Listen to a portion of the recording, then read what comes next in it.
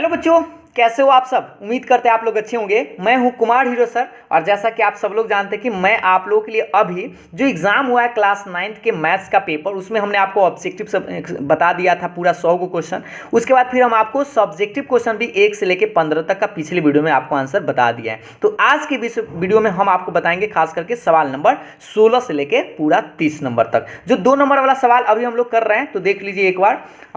बता दें आपको, यहाँ पे ये आपका सब्जेक्टिव टाइप का था। थोड़ा जूम कर लेते हैं ताकि आपको दिखाई दे। हाँ, यहाँ पे सब्जेक्टिव क्वेश्चन जो था 1 नंबर से 30 नंबर तक, जिसमें आपको 15 को बनाना था। तो 15 को तो हमने आपको पिछला वाला वीडियो में बता दिया था, लेकिन अभी 15 को जो बचा हुआ है उसको भी हम आपको बता देते हैं। ठीक है, तो देखिए हम आपको याद दिला दें, ये सवाल हम आपको 15 तक बता दिए थे। ये सवाल दिखाई दे रहा है, इस 15 तक हम आपको बता दिए थे। चलिए, तो इसको पहले सबसे पहले यही सवाल देखते हैं। 16 नंबर सवाल पर आज से हम डिस्कस करेंगे, क्योंकि 15 तो बता ही दिए थे। ठीक है, चलिए तो देखते हैं बुआ। पहले एक बार 16 नंबर सवाल को पढ़ लीजिए। उससे पहले अगर आप लोग आज नए हैं मेरे चैनल पर तो चैनल को आप वीडियो को लाइक शेयर कर दीजिएगा और चैनल को सब्सक्राइब जरूर कर लीजिएगा। ठीक है, चलिए तो आप सभी लोग अब 10th क्लास में चल गए होंगे, तो 10th का क्लास का भी हम आपको बताएंगे, इसीलिए इस यूट्यूब चैनल को आप सब्सक्राइब जरूर करिएगा। तो देखिए सवाल नंबर 16 क्या है। एक लंबवृत्तीय बेलन का वक्र पृष्ठीय क्षेत्रफल इतना यानी 187.5 मीटर स्क्वायर है। यदि बेलन के आधार की त्रिज्या 7/2 मीटर है तो इसका ऊंचाई क्या होगा, ये पूछ रहा है। तो देखिए सबसे पहले हम आपको 16 नंबर पर लाते हैं। एक बेलन की बात कर रहा है, तो बेलन आपको एगो बनाना पड़ेगा। इधर थोड़ा सा हाँ जूम कम कर लेते हैं। देखिए अब आपको दिखाई दे रहा होगा। तो एक सबसे पहले आप क्या कीजिएगा, एक बेलन बना लीजिएगा, है ना, इस तरह से। तो बउआ बताइए, वो बेलन हम बना लिया और बेलन का क्या क्या दिए हुए गौर से देखेंगे। ये हो गया बेलन और मार्कर करने चल गया। हाँ, बेलन का क्या दिए हुए से देखिए। लंबवृत्तीय बेलन का वक्र पृष्ठीय क्षेत्रफल दे दिया है और बेलन के आधार की त्रिज्या भी दिया है, यानी त्रिज्या का है 7/2 मीटर है। ठीक ना। और ऊंचाई पूछ रहा था, h बराबर इसका वाट है। और आपको बता दें यहाँ पर क्या दिया हुआ है, बेलन दिए हुए, चूंकि बेलन का वक्र पृष्ठ देले है बुआ, कथी देले, वक्र पृष्ठीय क्षेत्रफल। वक्र पृष्ठीय क्षेत्रफल जो है ना वो दिए हुए हैं। कितना दिए हुए हैं गौर से देख लीजिएगा। ये दिए हुए हैं, एक बार देख लीजिए, 187.5 मीटर स्क्वायर। अब आप बताइए, बेलन के वक्र पृष्ठीय क्षेत्रफल आपको पता है 2πr/h होता है और बराबर के बाद 187.5 मीटर स्क्वायर हम लोग लिख लेंगे। और इसी से आपको बता दें, r का मान पता है, h का मान गायब है, तो यहाँ पर रखिए 2 के 2, पाई का मान बउआ 22/7, r का मान पता है 7/2, लेकिन h का मान पता ना, तो h को छोड़ दीजिएगा और इसको दशमलव काट लीजिएगा, तो इतना आ जाएगा 1875/10। ठीक है, दशमलव काटे तो बट्टा में 10, एक अंक है तो एक ना 0। अब देखिए 7 से 7 कटेगा, 2 से ही 2 कटेगा, तो सोचिए तो 22 से कटेगा कि नहीं, थोड़ा सा काट के देख लीजिए, है ना। 22 से 54 से, 22 से 8 76 से, और इसको काट के थोड़ा सा देखिए पहले। तो देखिए इसको तो हमको लगता है 22 से ना कटेगा, तो इसी को पहले ऐसे काटना दीजिए, ऐसे काट दीजिए। तो 5 से तो कटेगा, तो 2 5 10 और 5 से कटेगा तो 5 3 15 और 3 पर 3 आ गया, तो 3 5 7 7 35 और 2 तो 3 5 5 25, इतना बार में कट जाएगा। अब आप देख लीजिए इसको क्या कर सकते हैं, 22h बराबर 375/2। ठीक है, अब ये कटेगा तो नहीं, अब इसको क्या करें, 11 से कटेगा क्या, 11 या 33 और ये तो कटेगा नहीं। तो देखिए ये तो हमें लगता है 22 से 11 से भी नहीं कटेगा, 11 33, तो क्या बचेगा 4, तो 4 पर तो कटेगा नहीं, तो कटेगा नहीं तो अब क्या करेंगे, इसको बस h बराबर भेज दीजिए 375 और बटा 22 दूनी 44 और एकरा के भाग दे दीजिएगा। ठीक है, मीटर लगा दीजिए और यही आपका आंसर है। ठीक, इसको आप भाग देकर तनी लिख लीजिएगा दशमलव में। ठीक ना बुआ, 16 नंबर सवाल समझ में आ गया होगा। तो अगले सवाल पर आते हैं। अगला सवाल आप लोग के सामने में ये रहा। 17 नंबर क्या कर रहा है कि एक लंबवृत्तीय शंकु का वक्र पृष्ठीय क्षेत्रफल ज्ञात करें, जिसकी तिर्यक ऊंचाई 10 सेंटीमीटर और आधार की त्रिज्या 6 सेंटीमीटर है। तो देखिएगा ध्यान से, अगला सवाल पर बात करते हैं 17 नंबर। तो 17 नंबर पहले पढ़िए, एक लंबवृत्तीय शंकु है। तो शंकु के बारे में तो बुआ सब लोग जानते ही हैं, ये है आपका एक शंकु। ठीक है, एक शंकु बना लिए। तो शंकु बना लिए तो गौर से देखिए, एक लंबवृत्तीय शंकु का वक्र पृष्ठीय क्षेत्रफल ज्ञात करना है, जिसका तिर्यक ऊंचाई, ये जो तिरछा जो है स्लैंट हाइट जिसको बोलते हैं, 10 सेंटीमीटर है और आधार की त्रिज्या आर, ये जो आर होगा ये त्रिज्या और ये ऊंचाई होता है, ठीक है बुआ। तो आर के मान कितना है 6 सेंटीमीटर। और इस बार कह रहा है पाई के मान बुआ 3.14 का प्रयोग करना है, 22/7 नहीं रखना है। तो पूछ क्या रहा है, शंकु का वक्र पृष्ठीय क्षेत्रफल। तो आपको पता है ये नंबर आपको बता दे, 17 नंबर सवाल है। तो शंकु का वक्र पृष्ठीय क्षेत्रफल क्या है, आर का मान पहले 6 सेंटीमीटर, एल का मान 10 सेंटीमीटर। तो शंकु का वक्र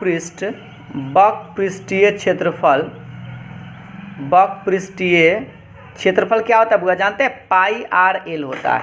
और पाई का मान आप जानते हैं कि नहीं, 22/7 हम गलती से रख दिए, रखना है 3.14। तो याद रखिएगा इस बार पाई का मान का है 3.14 गुने, और आर का मान कितना का है 6, और एल का मान कितना का है 10, ठीक है बुआ। और इस दशमलव को आप काट दीजिएगा तो 314/10 नहीं 100 गुने 6 गुने 10, 1 शून्य से 1 शून्य कट जाएगा। और इसको आप गुना कर दीजिए, 6 चक्का 24 के 4 हासिल 2, और 6 एकम 6 और 2 8, और ये हो गया 6 18, और बटा में आपका 10 रहेगा। तो बस इसको एक भाग दे देंगे फिर से, तो 188.4 और सेंटीमीटर में तो सेंटीमीटर स्क्वायर क्षेत्रफल है, तो स्क्वायर, ये रहा आपका आंसर, ठीक है बुआ। तो यही आपका आंसर आएगा 188.4 सेंटीमीटर स्क्वायर। शंकु का बस वक्र पृष्ठीय क्षेत्रफल पूछ रहा था, तो बस पाई आर एल होता है, तिर्यक ऊंचाई दे ली था, आर का मान दे लेता, मान खाली रख देना था, ठीक है बुआ। चलिए तो अगला सवाल देखते हैं, 18 नंबर सवाल पहले एक बार बुआ से पढ़ लीजिए। 18 नंबर सवाल है, 7 सेंटीमीटर त्रिज्या वाले एक गोले का वक्र पृष्ठीय क्षेत्रफल। तो गोला आप समझते हैं, चलिए एक गोला बना लेते हैं। गोला में आपको पता होगा सारा साइड जो है ना सब एक रेडियस से एकदम फुटबॉल के आकार का होता है गोला, ठीक। तो गोला बना लिया और कह रहा है कितना, आर के मान 7 सेंटीमीटर है। आर के मान कितना है बुआ, आर बराबर 7 सेंटीमीटर है। तो गोले का पृष्ठीय क्षेत्रफल, तो पहले आर का मान कह रहा है 7 सेंटीमीटर। तो आप जानते हैं गोला का पृष्ठीय क्षेत्रफल क्या होता है, 4 पाई आर स्क्वायर होता है, ठीक है बुआ, 4 पाई आर स्क्वायर। 4 के 4 पाई का मान 22/7, और आर का मान 7 का स्क्वायर है तो 2 बार 7, एगो 7 से 7 कट जाएगा, तो 22 से इसको आप किसी भी तरह से गुना कर सकते हैं।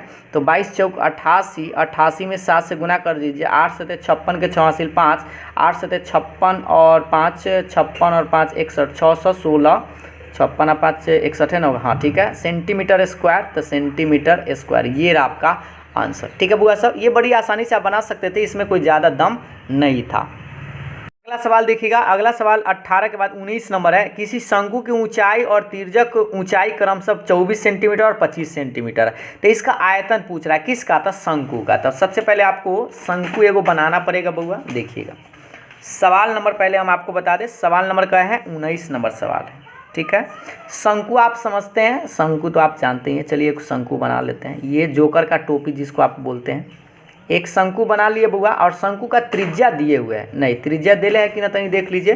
शंकु का त्रिज्या नहीं, ऊंचाई और तिर्यक ऊंचाई दे ले, एक 24 है ऊंचाई, ई जो है ना ई एच का मान 24 है, और ई जो एल है ये 25 सेंटीमीटर है, ठीक है। और त्रिज्या गायब है, तो पहले आपको त्रिज्या निकालना होगा। आपको पता है ये लंबवृत्तीय शंकु होता है तो ये 90 होता है, तो ये त्रिज्या मतलब छोटा वाला, तो आप बड़का में से घटा लीजिएगा।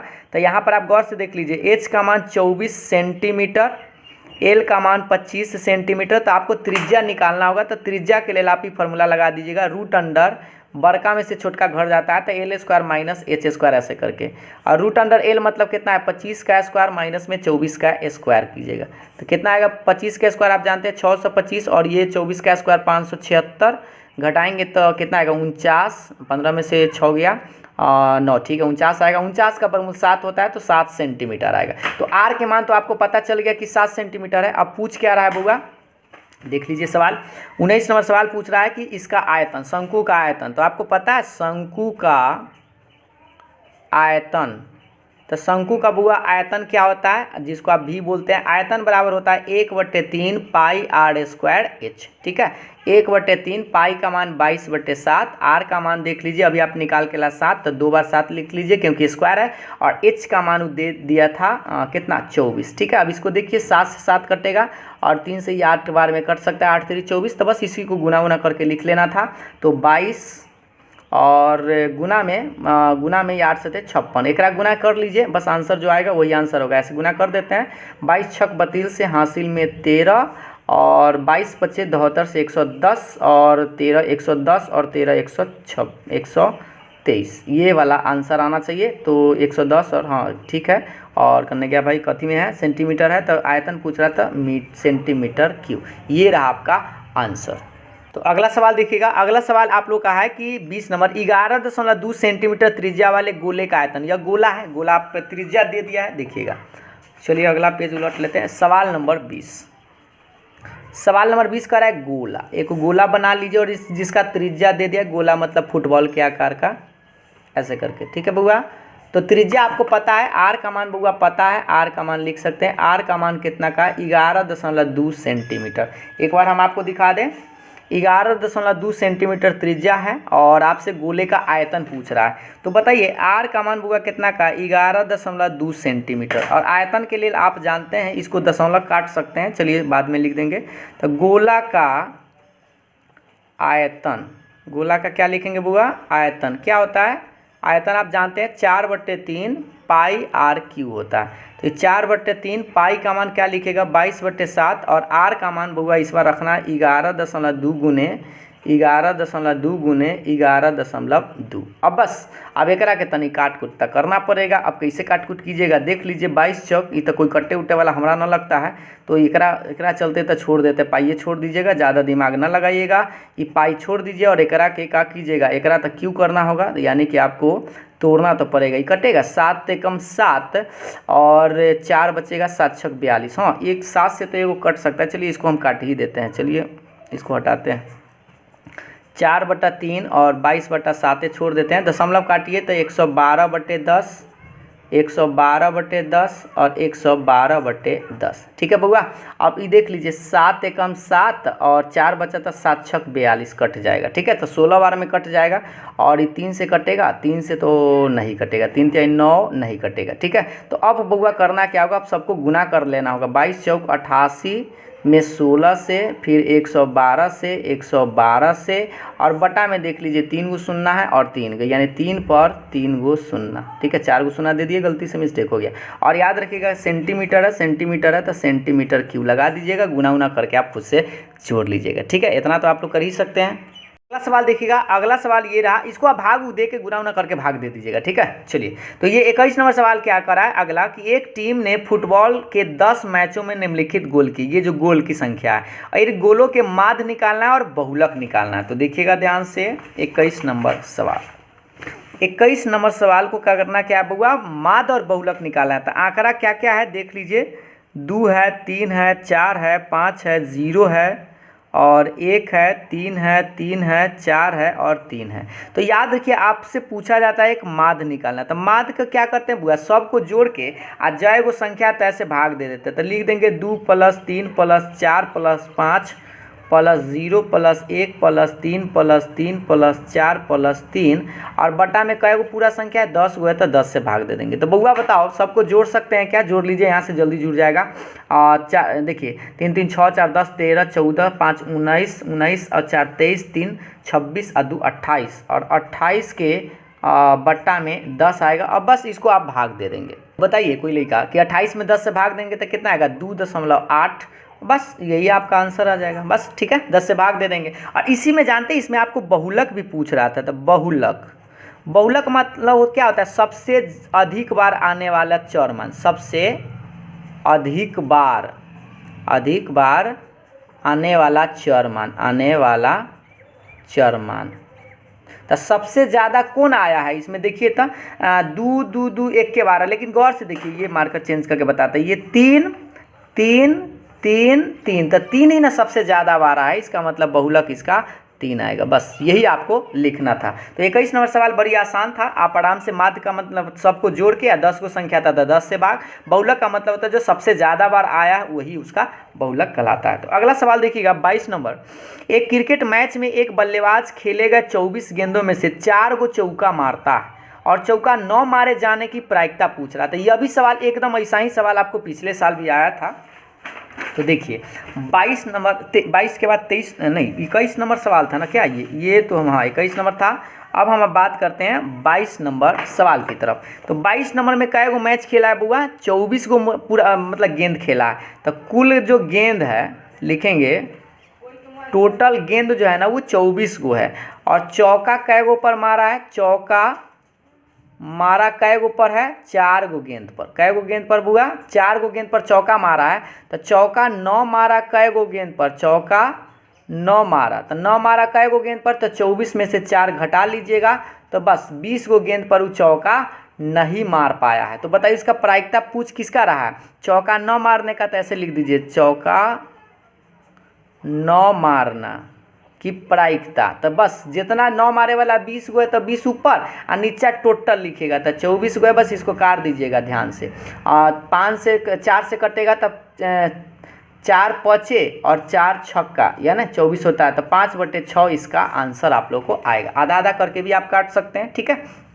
तो इस तरह से चौका 9 मारने वाला पूछ रहा था, तो 9 मारेंगे 24 को पूरा गेंद खेले बउआ। 4 गो तो चौका मार दी, तो 20 को 9 मारेंगे तो 20 अब बट्टा टोटल 24 रहेगा। बस काट कूट के आंसर लिख दीजिएगा, ठीक है। तो इस तरह से आप इस 22 नंबर सवाल का आंसर दे सकते थे। अब बात करते हैं सवाल नंबर 23 के बारे में। कह रहा था जांच करें कि x + 1 इतना का एक गुणनखंड है या नहीं। तो गुणनखंड करने के लिए 2 रास्ता है। सबसे पहला रास्ता यह है कि इसमें x के मान निकाल के +1 तो 0 के बराबर करके -1 इसमें रखिए, सबका मान 0 आ जाए तो गुणनखंड होगा।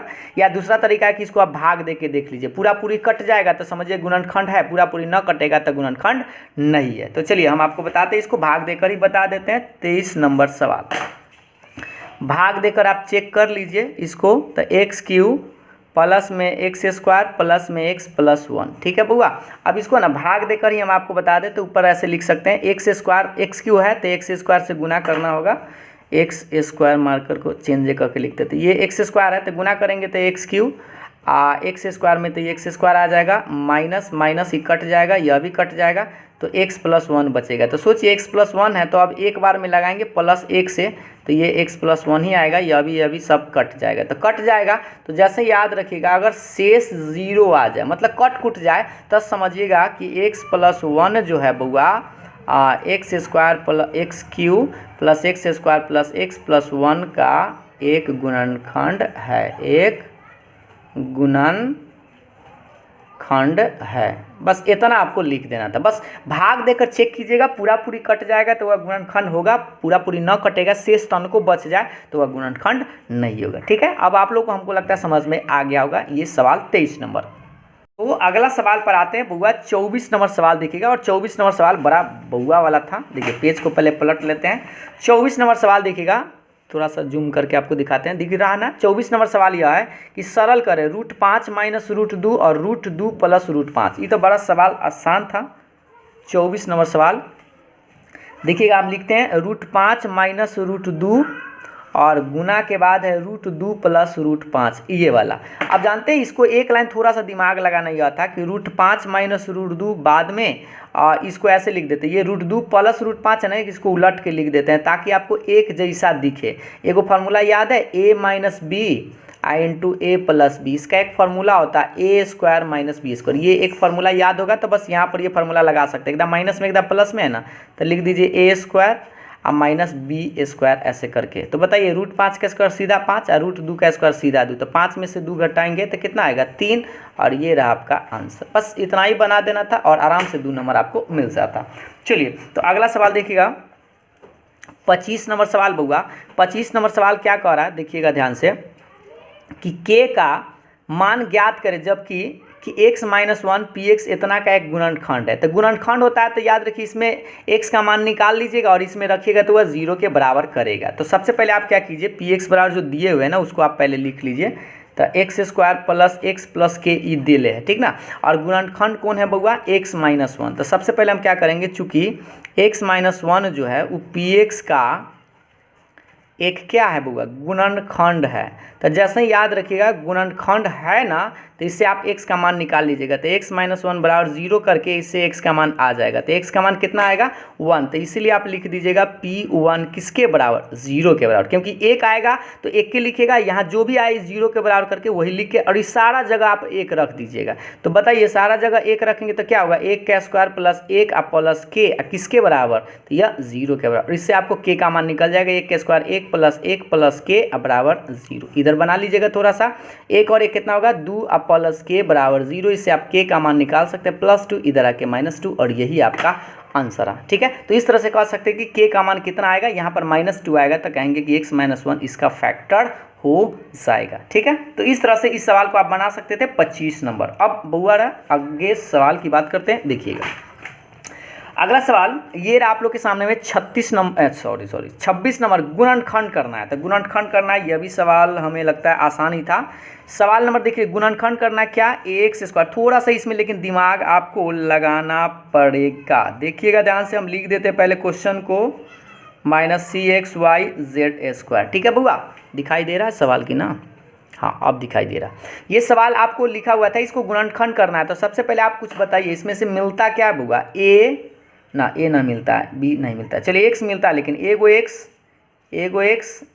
तो ठीक है, एगो एक्स मिलेगा, वाई मिलता है, जेड भी मिलता है। तो सबसे पहले हम क्या किए, एक्स वाई जेड कॉमन लिए। तो बउआ बता, एक्स वाई जेड जैसे इसमें से कॉमन लेंगे तो यहाँ ए बचेगा और एगो एक्स बचेगा, वाई जेड तो खींचा गया है ना, और एगो एक्स खींचा गया, और माइनस अब यहाँ पर देखिए गौर से, एक्स खींच लिए, वाई खींच लिए, जेड खींच लिए, तो क्या बचा बी, और यहाँ पर एगो वाई बचेगा तो बी वाई, माइनस देखिए एक्स वाई जेड कॉमन ले लिए तो एगो जेड बचेगा यानी सी जेड, और यही तो आपका आंसर आ गया। बस यही तो एक्स वाई जेड आपको कॉमन ले लेना था। और दूसरा तरीका से आपको ऐसे ना समझ में आए तो ऐसे भी आप कर सकते थे, लेकिन बस ये तो हमको लगता है समझ में आ ही गया होगा, तो आपको दूसरा तरीका समझाने की क्या ज़रूरत है। बस इसे याद रखना है, तीनों में से क्या मिलता है, तो एक्स वाई जेड कॉमन ले लीजिए, जो बचेगा लिख दीजिए एक्स, इसमें बी वाई और इसमें सी जेड, बस यही तो आपका आंसर था। ये बड़ा सस्ता था। ठीक है बुआ साहब, तो अगला सवाल पर आते हैं। अगला सवाल आपका 27 नंबर देख लीजिए, थोड़ा सा आपको दिमाग लगेगा। गुणनखंड, या भी गुणनखंडे करना है, लेकिन आपको 64a लिख लेते हैं, पहले क्वेश्चन लिख लीजिए, 64a का क्यू माइनस में 27b³ माइनस में 144a² प्लस 108ab²। ठीक है, और इसके लिए बउआ आप सभी लोग को एगो फार्मूला याद होना चाहिए। ए प्लस, देखिए यहाँ पर हम लिखते हैं साइड से, आपको याद होना चाहिए, a माइनस बी का होल क्यू का फार्मूला सबको याद है क्या? AQ minus BQ minus 3a² अब प्लस में 3ab²। ये फार्मूला याद होगा तो यहाँ से काम बड़ा जल्दी चल जाएगा। तो देखिए a का पहले आपको क्या चाहिए, AQ मतलब 64 है, तो क्या लिखेंगे 4a का होल क्यू, ऐसे कर दीजिए, AQ मिल गया, ये मिल गया। अब BQ चाहिए, तो 27 है तो अब इसको 3b का क्यू कर सकते हैं, AQ माइनस BQ मिल गया। अब माइनस, यहाँ देखिए माइनस होता है, 3 चाहिए तो आप यहाँ 3 लिखेंगे, और फिर आपको a चाहिए तो a यहाँ है ना, वही लिखेगा, तो a का मान लिख दिए, और इसका स्क्वायर करना है तो स्क्वायर कर दिए। अब सोचिए इसको गुना कीजिए, तो 4 के स्क्वायर 16 और 16 48, और 48 आ गया है, लेकिन आपको कितना लाना है बुआ, 144 लाना है। तो सोचिए अब कितना बचेगा b का मान, तो b का मान 16, 48 तिया अगर गुना करेंगे, 48 तिया गुना करके देख लीजिए, 8 3 24 के 4 हासिल 2 12 2 14 आ जाएगा 144, और इसका मतलब b भी साइड रहेगा तो 3 भी लिखेंगे। इसको पढ़िए, AQ minus BQ minus 3a² b आ गया है। अब प्लस में हमको क्या चाहिए, देखिए 3ab², तो 3 लिखेंगे, a का मान यहाँ से देख लीजिए 4a है तो 4a लिखिए, और b का मान 3 भी है ना, तो 3b और 1 का स्क्वायर, क्योंकि स्क्वायर है। अब एक गुना करके देख लीजिए, 3 के स्क्वायर 9 और ये 4 3 12 12 78 से 108 ab² आ जाएगा। अब इसको अगर आप गौर से देखें ना बुआ, AQ minus BQ minus 3a² b plus 3ab², ये हु बहु है। तो सोचिए ये जो है आखिर किकर फार्मूला है, तो a माइनस b का होल क्यू, तो लिखेंगे a माइनस b का होल क्यू ये। लेकिन याद रखिए a किसको मानेंगे, 4a ना, तो 4a माइनस b के मान 3b ऐसे करके होल क्यू। और इसी चीज़ को आप 3 बार लिख दीजिएगा, क्या बार लिखिएगा, 3 बार, तो 4a माइनस 3b, फिर लिखेगा 4a माइनस 3b, फिर लिखेगा 4a माइनस 3b, क्योंकि क्यू है तो बस ये रहा आपका गुणनखंड। ठीक है, तो इस तरह से इस सवाल को बना सकते थे, 27 नंबर सवाल। तो बउआ सब, तो अब अगले सवाल की तरफ बढ़ते हैं, और अगला सवाल आप लोगों के सामने में ये रहा 28 नंबर सवाल। बुआ दिखाई दे रहा होगा कि 8 मीटर लंबा, 6 मीटर चौड़ा और 3 मीटर गहरा एक घनावाकार गड्ढा खुदवाने में 30 रुपये प्रति मीटर क्यूब की दर से होने वाला व्यय, मतलब कितना खर्चा लगेगा एक घन का कुआं खुदवाएगा, है ना, और घनावाकार है। देखिए सवाल नंबर 28। बुआ सब ध्यान से, एक घनावाकार आप समझते हैं, घनाभ बना लीजिए पहले एगो, ये घनाभ बना लिए। ठीक है बुआ। घनाभ बनाने के बाद एगो 8 मीटर कह रहा है, यानी कि एल का मान 8 मीटर, बी का मान 6 मीटर देख लीजिए, और एच का मान 3 मीटर। ठीक है, अब कह रहा है कि इसका कितना खर्चा होगा, कितना रुपया लग रहा है, 30 रुपया लग रहा है प्रति मीटर क्यू का, मतलब खुदवाने में, है ना, गड्ढा खुदवाएगा। तो सबसे पहले आपको पता होना चाहिए इसका आयतन आप निकाल लीजिएगा। कथी निकाल लीजिएगा, आयतन। तो एल का मान 8 मीटर, बी का मान 6 मीटर, एच का मान 3 मीटर। ठीक है बुआ। तो पहले आप क्या कीजिए, घनाभ का आयतन निकाल लीजिए। आयतन मतलब जितना मिट्टी हटाएगा उसी का तो वो पैसा लेगा ना। तो घनाभाकार आयतन क्या होता है, एल बी एच होता है। तो एल का मान 8, 6 और एच का मान 3। तो गुना कर लीजिए, है ना, 8 6 48 और गुना में 3, 8 3 24 के 4 हासिल 2 और 4 3 12 और 2 14। ठीक है, 12 2 14, 144 आएगा ना। तो 144 जो है इससे मीटर क्यू आ गया। कितना आया हुआ, मीटर क्यू। तो अब रही बात कि आपको वो व्यय कितना करता है, एक जो है ना, अब व्यय बराबर लिख दीजिएगा। व्यय आपसे कितना होगा, 144 मीटर क्यू खोदा है, लेकिन 1 मीटर क्यू में 30 रुपया लेता है ना। देख लीजिए क्या रुपया लेता है, 30 रुपया लेता है। कितना में, 1 प्रति मीटर क्यू में। तो ये 144 है, तो बस इसमें 30 से आप गुना कर दीजिएगा, उतना रुपया आ जाएगा। तो बस गुना कर दीजिए, वो सुनना रहेगा। और 4 3 12, 4 3 12 और 1 13 के 3 हासिल 1 और 3 1 4, 4320 रुपया ये आपका खर्चा होगा पूरा। ठीक है, इतना खुदवाइएगा, अगर 30 से बस खाली गुना कर देना है। तो ये भी एक आसान सवाल ही था, बस इसका आंसर इतना रुपया आपको लगेगा। अगला सवाल देखिएगा आपके पास 29 नंबर सवाल पर डिस्कस करते हैं।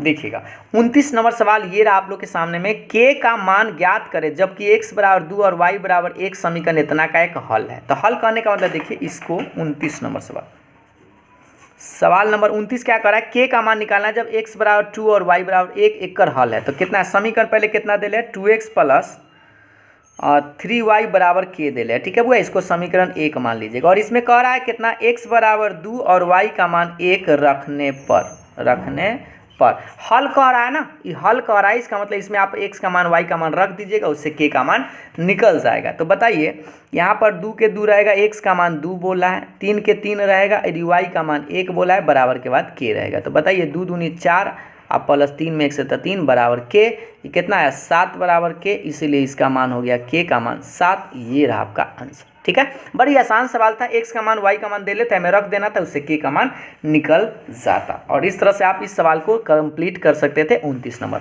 तो आज के लास्ट सवाल पर डिस्कशन करते हैं, यानी लास्ट सवाल आपका 30 नंबर है। तो देखिए 30 नंबर का सरल करें, √45 माइनस 3 √20 प्लस 4 √5 को सरल करना है। दिखाई दे रहा ना, हाँ चलिए। तो पहले हम इस सवाल को लिख लेते हैं, गौर से देख लीजिए। सवाल है √45 माइनस 3 √20 अब प्लस में 4 √5, ये सवाल था बुआ। ठीक है, और बस इसको सरल करना था, इसको क्या करना था, सरल करना है। ठीक है, तो बताइए 45 को आप क्या लिख सकते हैं बुआ, 9 5 45, 3 गुने 3 गुने 5 ऐसे करके। और 20 को क्या लिख सकते हैं, उसी तरह से को सोच लीजिए, 4 5 20, तो 2 गुने 2 गुने 5 ऐसा करके। और ये 4 √5 आपका रहेगा ही रहेगा। तो बुआ बता दीजिए कि 2 में से 3 में से एगो 3 निकल जाएगा, तो 3 √5 आया।